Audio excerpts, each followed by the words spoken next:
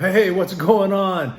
This is GK. Hey, thanks for stopping by. It's good to see you guys. Had kind of a long break since the last time I saw you, and it's good to be back. So, with that said, I want to share with you guys a set that's real interesting to me, and it's got a lot of interesting football players. To me, it's the 2001 Topps Archives Reserve set, Topps Archives Reserve.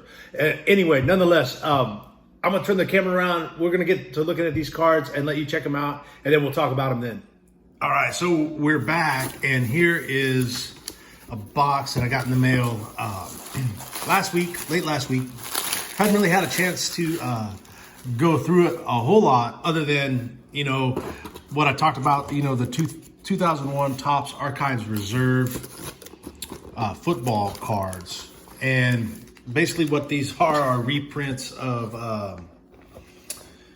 NFL Hall of Famers rookie cards from before 2001. Of course, since then, they could probably add to it and would be cool to see, but I don't think Panini could pull off something like this. But man, this came in sheets, but you've got there's the 84 Marino, the 77 Dave Casper, and a hollow full. And that 77 is kind of the year I remember buying. That's when I started buying football cards and noticing them.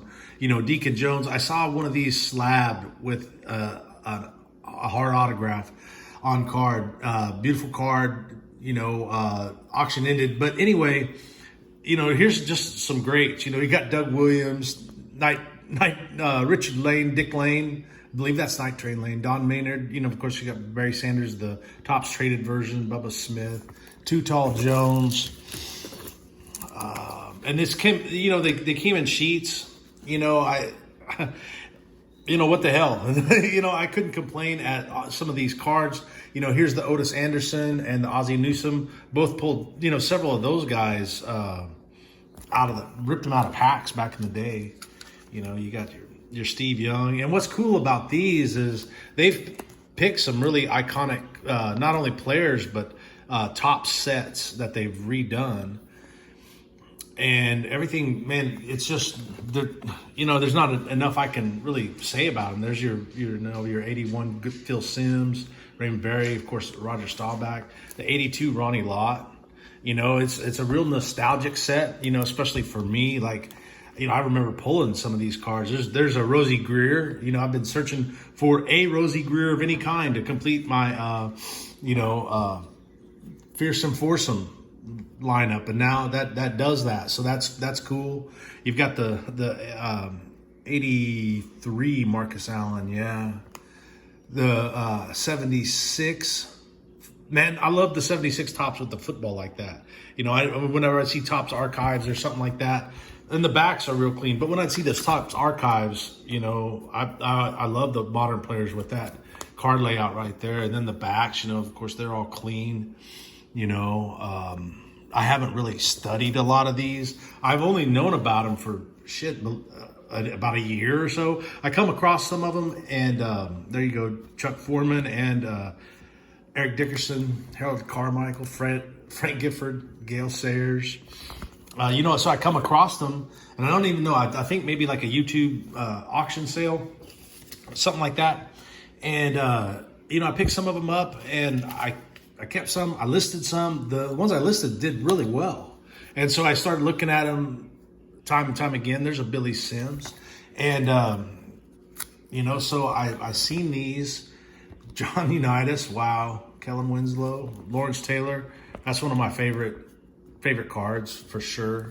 Lynn Dawson, Lester Hayes, Letty Moore. Bo Jackson, Bob Greasy, Christian Okoye, Dan Fouts, Concrete Charlie, and what's cool about these, I'm trying to say, but I'm so distracted by the cards, but anyway, is a lot of these are cards that maybe a guy could not afford, I'm probably not going to be able to go out and buy a raw Dick Butkus, whatever year that was, I'm not even sure. I'd have to do the research. But, I couldn't afford a lot of these cards raw, and definitely not slabbed at, at anything of value like a 9 or a 10. So, this is a less expensive alternative, to some great players. There's the sweetness, Jeez. And they did a great job. Like I said, they picked the card, to have of those guys. There's the Jim Brown, and they're all hollow. In my opinion, they're almost better than their originals, just for the fact of, you've got that hollow, that hollow look to them. So it's like today's technology with yesterday's cards. I love it. So in the sheets right there, man, that's let me yank these back out. In the sheets, I believe that was an 86. Yeah, it was an 86 card lot. And after shipping, then this price kind of hurt a little bit. $145.69 after shipping. And it comes out to about $1.69 a card. It's not bad. Not bad at all, considering I just saw an auction end of this card yesterday on Monday, May 23rd for $52, and I know that Walter Payton here, I see it in the sold listings, right around $20 and up, all the ones that I had were basically a $3 or $4 sale. So actually, before I purchased this, I bought a smaller lot of 14 cards. And this kind of sent me down the rabbit hole to find this one, and I'm glad I found this one, because now going back, this wasn't as good of a buy. I got 14 cards after shipping, 32.10, looking at roughly $214 a card. So with that, Charlie Connery, but I got the another Phil Simms, an Eric Dickerson, a Billy Sims, the Luckman, the Lofton, the Taylor, the Gino Marchetti, the Lynn Dawson, the Van Brocklin, the Warren Moon. Of course, I wish I could find a Canadian rookie card, like an O-Pee-Chee, Warren Moon rookie with the Edmonton Eskimos. That might be something that I ought to chase down. Theismann, Sammy Baugh, Jackie Slater, and Elroy Hirsch. So I bought this 14 card lot initially. That's what sent me down the rabbit hole. That's what made me change my search, and I found this, and I'm glad I found this. Since I purchased both of these, I haven't purchased any more, but I've started paying a lot closer attention to the lots. And then that's why I say, like, this lot was a bad buy. Although it was less expensive, the price was not as high, $32 versus $149 or $145 over here. This was the better buy. So you'll see a lot of listings like this, like a 10 to 15 card multi-lot, and you're looking at, after shipping, anywhere from $2.50 to $3 a card.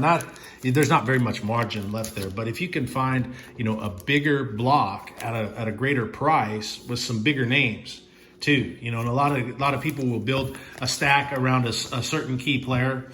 Like they'll grab this guy, and then some maybe Tom Fears might not be as popular in some circles, and a Charlie Joyner, put them together as a small lot and sell them that way. There's a lot of different strategies people can employ, but I would recommend, like, if you're looking to buy some of these 2001 Topps Archives Reserves, look for the bigger lots, and they tend to be cheaper by the card. So with that said, man, we appreciate you guys stopping in, going over this 2001 Archives Reserves. We'll be sharing more cards with you as time goes on, for sure. But yeah, once again, man, we thank you for stopping by. Hope to see you again soon. Until then, man, keep living the hobby high life.